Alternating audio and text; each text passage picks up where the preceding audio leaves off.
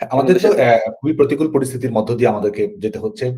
ছাত্রলীগের এমন কোন কর্মী হয়তো এই মুহূর্তে বাংলাদেশে নেই যারা নিজের বাড়িতে থাকতে পারছে। ছাত্রলীগ এমন কোন কর্মী হয়তো নেই যিনি শিক্ষা প্রতিষ্ঠানে যেতে পারছে। হয় কারাগারে রয়েছে, কিংবা পুলিশ তাকে তাড়া করছে, কিংবা যারা আজকে এই যে গোষ্ঠীটি ক্ষমতা দখল করছে তারা আজকে মব জাস্টিস কায়েম করে নিজেরা রায় দিয়ে রাজপথে রাস্তায় তাদেরকে মেরে ফেলছে। এই হচ্ছে গোটা বাংলাদেশের বাস্তবতা। তো আমাদের আসলে পেছনে ফেরার কোনো অবকাশ নেই। দেয়ালের পিঠ আমাদের ঠেকে গেছে, এবং যে ধরনের ধ্বংসযজ্ঞ পরিচালিত করা হয়েছে, গোটা বাংলাদেশের মানুষই আসলে কোনো না কোনো ভাবে ক্ষতিগ্রস্ত হয়েছে এই এই অশুভ শক্তির কর্মকাণ্ডের কারণে। যে কারণে আমরা সামাজিক যোগাযোগ মাধ্যমে সক্রিয় হওয়া, নেতাকর্মীরা সাংগঠনিকভাবে আরো ঐক্যবদ্ধ হওয়া, আমাদের যে কানেক্টিভিটি রয়েছে সেটিকে আরো দৃঢ় করা, এবং আমরা অবশ্যই শিক্ষার অধিকার, মৌলিক অধিকার যেটি আমাদের ছেলেমেয়েরা বঞ্চিত হচ্ছে, সেই লক্ষ্যে আমরা সৃজনশীল ভাবে কর্মকাণ্ড পরিচালনা করার চেষ্টা করছি এবং আন্দোলন গড়ে তোলার জন্য আমরা আহ, চেষ্টা করছি। এবং বাংলাদেশের ছাত্র সমাজের কাছেও আমরা আমাদের মেসেজটি নিয়ে যেতে চাই যে শিক্ষার্থীদেরকে কিন্তু আমরা শ্রদ্ধা জানাই। আমরা কিন্তু সুস্পষ্ট হয়ে বলছি, বাংলাদেশের ছাত্র সমাজকে আমরা অভিনন্দন জানাই, স্যালুট জানাই, সালাম জানাই, যে তারা সাহসিকতার পরিচয় দিয়েছে, লড়াই করেছে। কিন্তু একই সঙ্গে শিক্ষার্থীদেরকে যারা ব্যবহার করেছে, শিক্ষার্থীদের লাশের উপর ভর করে যারা ক্ষমতায় গিয়েছে, তাদের বিরুদ্ধে আমরা আমাদের প্রতিরোধ অব্যাহত রাখবো। বাংলাদেশের ছেলেমেয়েরা চাকরি চেয়েছে, বাংলাদেশের ছেলেমেয়েরা জব সার্কুলেশন চেয়েছে। আজকে বাংলাদেশে কোনো জব সার্কুলেশন নেই, বরং বাংলাদেশ ছাত্রলীগ নিষিদ্ধ করার সার্কুলেশনের বাস্তবতা আমরা দেখতে পাচ্ছি। বাংলাদেশের ছেলেমেয়েরা সরকারি চাকরিতে মেধাভিত্তিক, যোগ্যতা ভিত্তিক নিশ্চয়তা চেয়েছে, যেন ধরনের দুর্বৃত্তায়ন না ঘটে, দলীয় রাজনীতির প্রতিফলন যেন না ঘটে।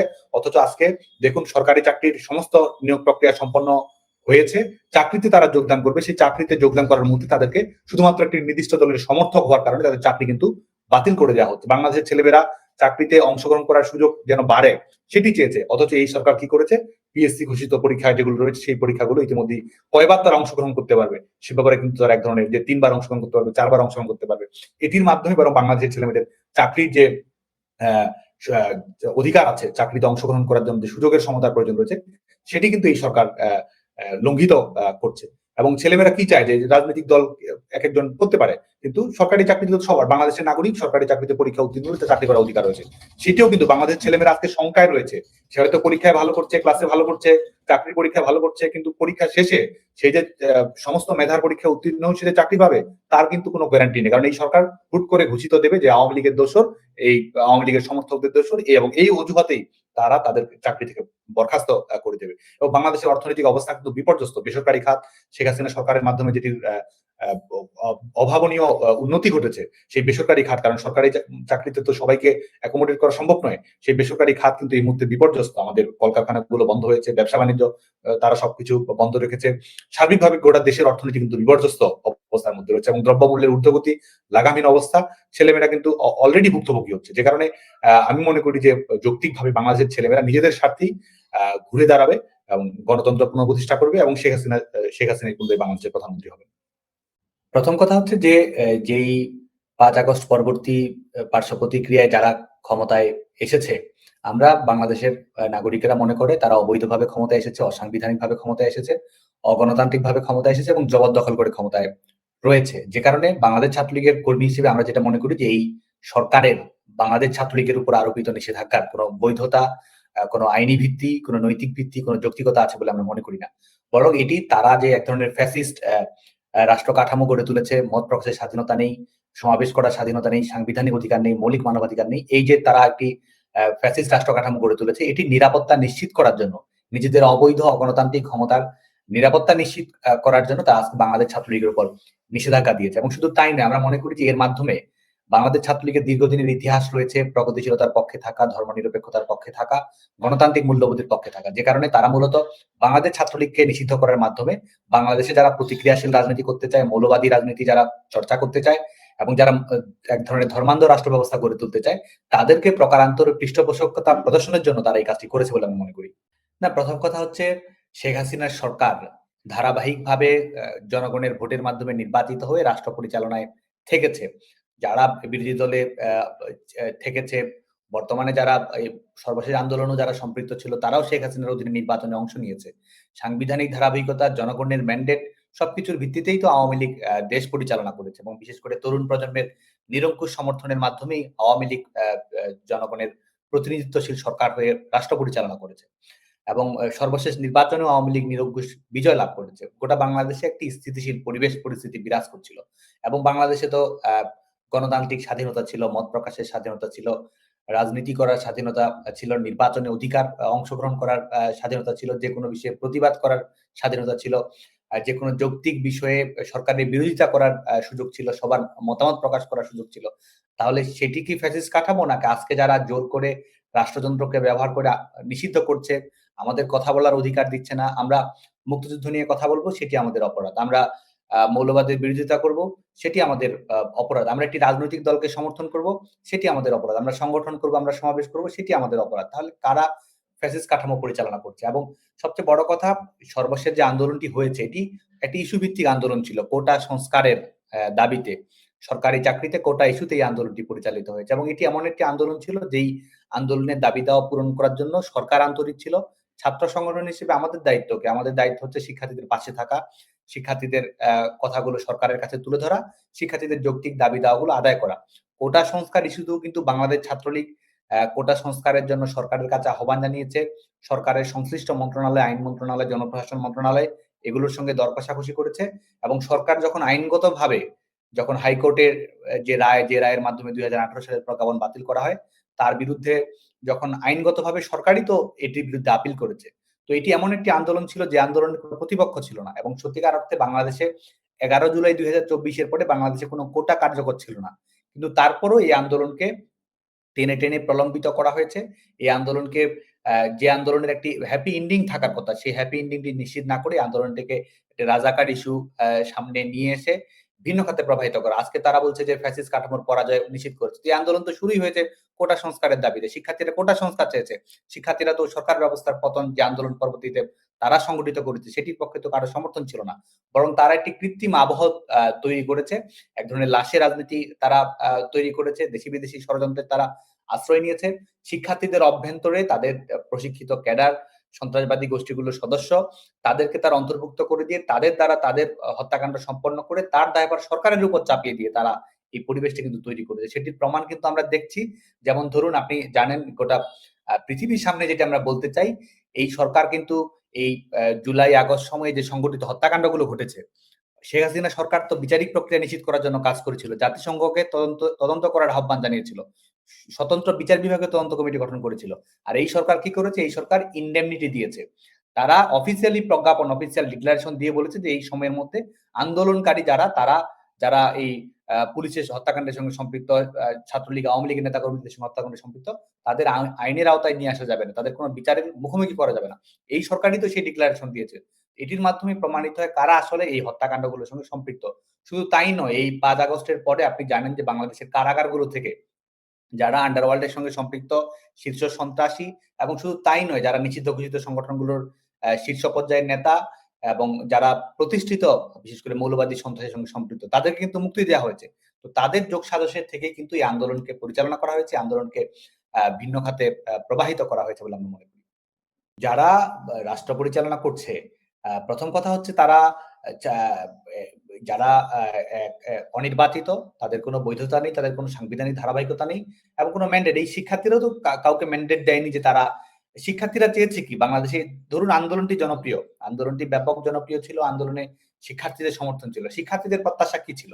শিক্ষার্থীরা কোটা সংস্কার চেয়েছে। শিক্ষার্থীরা একটি যৌক্তিকতা ভিত্তিক, স্বচ্ছতা ভিত্তিক, মেধা ভিত্তিক সরকারি চাকরিতে নিয়োগ প্রক্রিয়ার ব্যাপারে শেখ হাসিনা সরকারের যে ধারাবাহিকতা, সরকারি চাকরিতে আগ্রহ বেড়েছে সবার, সে কারণেই তারা চেয়েছে যে এই অযৌক্তিক কোটা সংস্কারটি, যেটি আসলে সরকারই সংস্কার করেছিল। আমরা 2018 সালেই সরকার কিন্তু কোটা ব্যবস্থা বাতিল করে দেয়।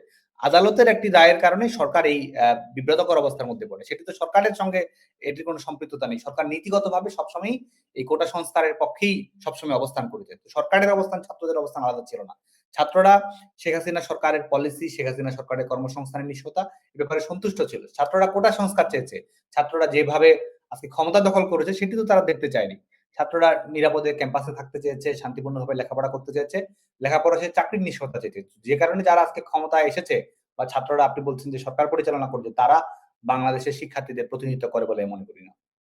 সত্য, যে কারণে আমরা বলছি যে আজকে দেখুন, মানে সরকার বা এই আন্দোলন যখন পরিচালিত হয়েছে, তারা কি বলেছে? যে কোনো দাবি তারা বলে দিচ্ছে তারা ছাত্র জনতার দাবি। যে কোনো দাবি হয়তো কোনো একটি রাজনৈতিক দল করছে, যেমন আপনি যেটি বললেন যে তারা ইসলামী ছাত্র শিবির যে সংগঠনটি যুদ্ধাপরাধের দায়ে অভিযুক্ত, মুক্তিযুদ্ধ চলাকালীন সময়ে বাংলাদেশ বিরোধিতা করেছে, বাংলাদেশের মানুষের উপর নারকীয় নির্যাতন নিষ্পেষণ পরিচালনা করেছে, সেই সংগঠনকে কিন্তু বাংলাদেশের মানুষ কখনোই বৈধতা দেয় না। তারা ছদ্মবেশে কর্মকাণ্ড পরিচালনা করে, বিভিন্ন সংগঠনের অভ্যন্তরে পরিচালনা করে। আমরা এই আন্দোলন শেষ হওয়ার পরে আওয়ামী লীগ সরকারকে জোরপূর্বক উৎখাত করার পরে আমরা যেটি দেখতে পেলাম, তারা কিন্তু পূর্বে পরিচয় প্রকাশ করেনি। পরবর্তী সময় কিন্তু তারা তাদের কোঅর্ডিনেটর যারা ছিল অনেকেই তাদের পরিচয় প্রকাশ করেছে। কেউ ছাত্র শিবিরের কর্মী, কেউ অন্যান্য ছাত্র সংগঠনের কর্মী, সবারই কিন্তু কেউ মৌলবাদী সংগঠনগুলোর সঙ্গে সম্পৃক্ত, কেউ হিজবুত তাহরীরের সঙ্গে সম্পৃক্ত। এই হচ্ছে বাস্তবতা। তো সবারই কিন্তু রাজনৈতিক পরিচয় রয়েছে এবং তারা সেটি ছাত্রদের উপর, সাধারণ ছাত্রদের উপর চাপিয়ে দিয়ে এক ধরনের বৈধতা, এক ধরনের লেজিটিমেসি আদায় করার চেষ্টা করছে। সত্যিকার অর্থেই যেটি আমরা মনে করি যে এটি একটি সুপরিকল্পিতভাবে এটি সম্পন্ন করা হয়েছে এবং এটির মাধ্যমে আজকে বাংলাদেশে দেখুন নারীদের স্বাধীনতা নানাভাবে বিপর্যস্ত হচ্ছে। এক ধরনের ধর্মান্ধতা, এক ধরনের রক্ষণশীলতাকে প্রমোট করা হচ্ছে। বিশ্ববিদ্যালয়গুলোতে একটি শিক্ষা প্রতিষ্ঠান, সেই শিক্ষা প্রতিষ্ঠানগুলোতে ধর্মীয় অনুষ্ঠান আয়োজনের আড়ম্বর এসব কিছু বাড়ানো হচ্ছে। আমাদের যারা বাংলাদেশের যে ধর্মনিরপেক্ষ মূল্যবোধ সেটিকে বিঘ্নিত করে আজকে আমাদের অপরাপর ধর্মাবলম্বী যারা রয়েছেন তাদের ধর্মীয় স্বাধীনতা, উৎসবের স্বাধীনতা, সেটির উপর বিঘ্ন ঘটানোর চেষ্টা করা হচ্ছে। এবং ধারাবাহিকভাবে আমরা মনে করি যে রাষ্ট্রটি শুধুমাত্র ফ্যাসিস্ট নয়, রাষ্ট্রটিকে একটি ধর্মান্ধ, একটি প্রতিক্রিয়াশীল এবং সর্বোপরি একটি অগণতান্ত্রিক রাষ্ট্র ব্যবস্থায় পরিণত করাই কিন্তু তাদের মূল লক্ষ্য। সে কারণেই তারা এই ছদ্মবেশগুলো ধারণ করেছে, কারণ তারা জানতো তাদের প্রকৃত পরিচয় যদি প্রকাশিত হয় তাহলে শিক্ষার্থীদের সমর্থন তারা কখনোই পাবে না। সে কারণে কিন্তু আন্দোলনের সময় তারা এই অপকৌশলগুলো গ্রহণ করেছিল। আমি যেটি মনে করি সেটা হচ্ছে যে এই যে সরকার ক্ষমতায় আছে তাদের হাতেই রক্তের দাগ লেগে রয়েছে। আমরা যে গণহত্যার যে আন্তর্জাতিক স্বীকৃত সংজ্ঞা যদি আমরা দেখি, যে আমরা রোম স্ট্যাটিউটের কথাও যদি বলি, সেখানে একটি পলিটিক্যাল গ্রুপ হওয়ার কারণে আপনার উপরে আক্রমণ করা হবে। আওয়ামী লীগ, ছাত্রলীগ এই একটি পলিটিক্যাল গ্রুপ হওয়ার কারণে তাদের উপর আক্রমণ পরিচালনা করা হয়েছে, হত্যাযজ্ঞ পরিচালনা করা হয়েছে। বাংলাদেশ আওয়ামী লীগ, ছাত্রলীগের সকল স্তরের নেতাকর্মীদের প্রত্যেকটি বাড়িঘর কিন্তু জ্বালিয়ে দেওয়া হয়েছে, ধ্বংসস্তূপে পরিণত করা হয়েছে। চাকরি, ব্যবসা বাণিজ্য সবকিছু কিন্তু লুটপাট করা হয়েছে। এবং আমাদের সনাতন ধর্মাবলম্বী যারা রয়েছে শুধুমাত্র তাদের ধর্মীয় পরিচয়ের কারণে কিন্তু তাদের উপর আক্রমণ পরিচালনা করা হচ্ছে। এবং আরেকটি বিষয় হচ্ছে যারা আমাদের আইন শৃঙ্খলা রক্ষাকারী বাহিনী, আইন শৃঙ্খলা রক্ষাকারী বাহিনী একটি সিভিল ওয়ার কিংবা একটি যুদ্ধের সময় যতজন না পুলিশ মারা যায়, আমরা দেখেছি যে এই আন্দোলন চলাকালীন সময় পুলিশদের উপরে কিভাবে পিটিয়ে মারা হয়েছে, ঝুলিয়ে রাখা হয়েছে, কিভাবে বাংলাদেশের বেশিরভাগ থানা কিন্তু লুট করা হয়েছে, অস্ত্রগুলো পর্যন্ত লুট করা হয়েছে। তো এই যারা গণহত্যা পরিচালনা করেছে তারাই কিন্তু আজকে সরকারে রয়েছে এবং তারাই কে ফ্যাসিস্ট নয়, কারা হত্যাকারী নয়, এই ধরনের কথাবার্তা তারা আজকে বলছে। এবং আমরা মনে করি যে গোটা বাংলাদেশ আজকে একটি জল্লাদের উল্লাস মঞ্চ, গোটা বাংলাদেশে একটি মৃত্যু উপত্যকায় পরিণত হয়েছে। এবং সবচেয়ে বড় কথা, আমরা তো সবসময় চাই জনগণ সিদ্ধান্ত গ্রহণ করবে। প্রজাতন্ত্রের মালিক হচ্ছে জনগণ। একটি নির্বাচিত শাসন ব্যবস্থা থাকবে, জনগণের প্রতিনিধিত্বমূলক শাসন ব্যবস্থা থাকবে, সেটি তো আমাদের চাওয়া। সেই গণতন্ত্রই তো আজকে দুমড়ে মুচড়ে ছিন্ন বিচ্ছিন্ন করে দেওয়া হয়েছে। এই গুটি কয়েক আজকে উপদেষ্টা মন্ডলী গঠন করে বসলো, এই এই ক্ষমতা দখল করে বসলো। এই বৈধতা তো জনগণ দেয়নি, জনগণ তো সম্মতি দেয়নি। বাংলাদেশে যারা এই 18 কোটি জনগণ, তারা কি বলেছে তারা কাদেরকে ক্ষমতা দেখতে চায়, কাদেরকে ক্ষমতা দেখতে চায় না? এটি কোনো নির্বাচনী প্রক্রিয়ার মধ্যে সম্পন্ন হয়েছে নাকি সাংবিধানিক ধারাবাহিকতার মধ্যে হয়েছে? কোনো কিছুর মধ্যেই তো হয়নি। বাংলাদেশে যে ধরনের শাসন ব্যবস্থা বর্তমানে পরিচালিত রয়েছে, তো পৃথিবীর কোনো গণতান্ত্রিক দেশে, আধা গণতান্ত্রিক দেশে, কোনো দেশেই তো এই মুহূর্তে এই ধরনের শাসন ব্যবস্থা নেই। সে কারণে আমরা মনে করি যে আজকে বাংলাদেশের জনগণের একটি অন্যতম লক্ষ্য হচ্ছে সেই গণতন্ত্রের প্রত্যাবর্তন ঘটানো, গণতান্ত্রিক বাংলাদেশকে নতুন করে পুনরুজ্জীবিত করা। এবং অবশ্যই আমরা আশার আলো দেখি, কারণ যারা মনে করছে যে এই 3 মাস জোর জবরদখল করে ক্ষমতা দখল করেছে এবং এখানেই ইতিহাস থেমে যাবে, ইতিহাস এখানে থেমে থাকবে না। ইতিহাস তার চূড়ান্ত অধ্যায় লিখবে এবং ইতিহাস তার চূড়ান্ত অধ্যায় এটি লিখবে যে যারা গণতন্ত্রকামী, যারা এক ধরনের স্বাধীনতাকামী, যারা মুক্তবুদ্ধি চর্চা করতে চায়, প্রগতিশীলতা চর্চা করতে চায়, একটি আধুনিক বৈষম্যহীন সাম্যভিত্তিক মানবিক মর্যাদা ভিত্তিক দেশ যারা প্রতিষ্ঠিত করতে চায়, গণতন্ত্রের দাবিতে সেই বাংলাদেশের মানুষ ঐক্যবদ্ধ হবে এবং বিশেষ করে ছাত্ররা ঐক্যবদ্ধ হবে। সে ঐক্যবদ্ধ অবস্থার মাধ্যমেই বাংলাদেশের পরিবর্তন ঘটিয়ে, এই সরকারের পতন ঘটিয়েই আমরা জনগণের বিজয়, গণতন্ত্রের বিজয় সুনিশ্চিত করব। বাংলাদেশ ছাত্রলীগ বাংলাদেশের বৃহত্তম ছাত্র সংগঠন। বাংলাদেশের শিক্ষার্থীদের সবচেয়ে বেশি প্রতিনিধিত্বকারী সংগঠন হচ্ছে বাংলাদেশ ছাত্রলীগ। বাংলাদেশের ছাত্র রাজনীতিতে নেতিবাচক ঘটনা, অনাকাঙ্ক্ষিত ঘটনা, অপ্রীতিকর ঘটনা নেই সেটি আমি বলবো না। বাংলাদেশের ছাত্র রাজনীতিতে সার্বিকভাবে যে নেতিবাচক উপাদান রয়েছে সেটির কিছু প্রভাব বাংলাদেশ ছাত্রলীগের মধ্যেও পড়ে থাকতে পারে।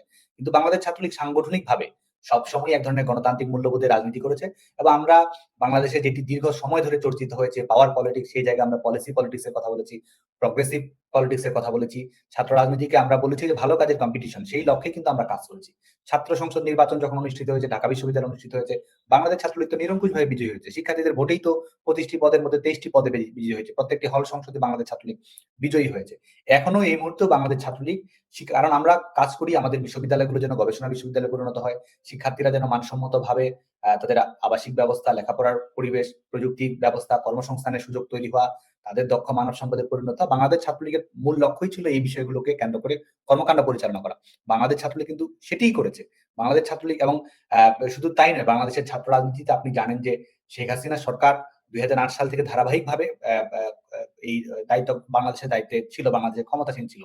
এর আগে বাংলাদেশের ক্যাম্পাসগুলো যতটা না শিক্ষাঙ্গন ছিল তার চেয়ে অনেক বেশি রণাঙ্গন ছিল। বাংলাদেশের ক্যাম্পাসগুলোতে সেশন জট ছিল, নির্ধারিত সময়ে লেখাপড়া করার সুযোগ ছিল না, এবং সরকারি চাকরিতে দলীয় ক্যাডারদের সরাসরি নিয়োগ দেওয়া, এই বিষয়গুলো ছিল বাংলাদেশের বাস্তবতা। সেই বাস্তবতা অতিক্রম করে বাংলাদেশের শিক্ষা প্রতিষ্ঠানগুলো গত 15 বছর কিন্তু নির্বিঘ্নে পরিচালিত হয়েছে। এর আগে দেখা গেছে যে মাসের পর মাস ছাত্র সংগঠনগুলোর অভ্যন্তরীণ দ্বন্দ্বের কারণে, সংঘর্ষের কারণে, সহিংসতার কারণে ক্যাম্পাস বন্ধ করতে হয়েছে। গত 15-16 বছরে বাংলাদেশের শিক্ষা প্রতিষ্ঠানগুলো কখনোই বন্ধ করতে হয়নি। নিরঙ্কুশভাবে, শান্তিপূর্ণভাবে শিক্ষা প্রতিষ্ঠানের স্বাভাবিক শিক্ষার পরিবেশ কিন্তু অব্যাহত হয়েছে। 4 বছরের অনার্স আগে শেষ করতে 8 বছর লাগতো। আমাদের এই শেখ হাসিনা সরকারের মেয়াদে এবং ছাত্রলীগের ইতিবাচক রাজনীতির কারণে নির্ধারিত সময়ে সবাই লেখাপড়া শেষ করতে পেরেছে, এবং কোনো ধরনের সহিংসতার ঘটনা সাধারণত বাংলাদেশের ক্যাম্পাসগুলোতে এই সময়কালীন ঘটেনি। বরং এই যারা আজকে নতুন বাংলাদেশ, নতুন স্বাধীনতা, এই ধরনের হাস্যকর কথাবার্তা বলছে, তাদের এই সময় বাংলাদেশের বিশ্ববিদ্যালয়গুলোতে আপনি কি দেখবেন? ঠিক এই মুহূর্তে যখন আমি দ্য প্রিন্টের সঙ্গে কথা বলছি, তখন বাংলাদেশে 1 লক্ষ শিক্ষার্থী, এটি পৃথিবীর কোনো দেশে, কোনো, যেখানে সামরিক স্বৈরশাসক থাকুক, যে পর্যায়ের ফ্যাসিস্ট থাকুক, অনির্বাচিত থাকুক, পৃথিবীর কোথাও দেখবেন না এই মুহূর্তে 1 লক্ষ শিক্ষার্থী, 1 লক্ষ শিক্ষার্থী পরীক্ষায় অংশগ্রহণ করতে পারছে না, সিম্পলি পরীক্ষায় অংশগ্রহণ করতে পারছে না। জাস্ট সে হয়তো ছাত্রলীগের কর্মী কিংবা সমর্থক, কিংবা শেখ হাসিনাকে ভালোবাসেন, বঙ্গবন্ধুকে ভালোবাসেন, তার বিরুদ্ধে কোনো ক্রিমিনাল অফেন্স নেই, সে কোনো ধরনের একাডেমিক বিশৃঙ্খলা ঘটনার সঙ্গে সম্পৃক্ত হয়নি, শুধুমাত্র এই একটি রাজনৈতিক বিশ্বাসের কারণে, রাজনৈতিক আদর্শের কারণে, কিংবা হয়তো সংগঠনও করে না, ছাত্রলীগের কর্মীদের সঙ্গে দূরতম ভাবে সম্পৃক্ত, হয়তো ফেসবুকে একটি ছবি আছে, একটি লাইক দেওয়া আছে, টুইটারে একটি টুইট করা আছে, সেই অপরাধেও ইউনূস সরকার, যিনি শান্তিতে নোবেল জয়ী হচ্ছেন, আজকে বাংলাদেশের শিক্ষার্থীদের 1 লক্ষের অধিক শিক্ষার্থীর পরীক্ষা তারা দিতে পারছে না।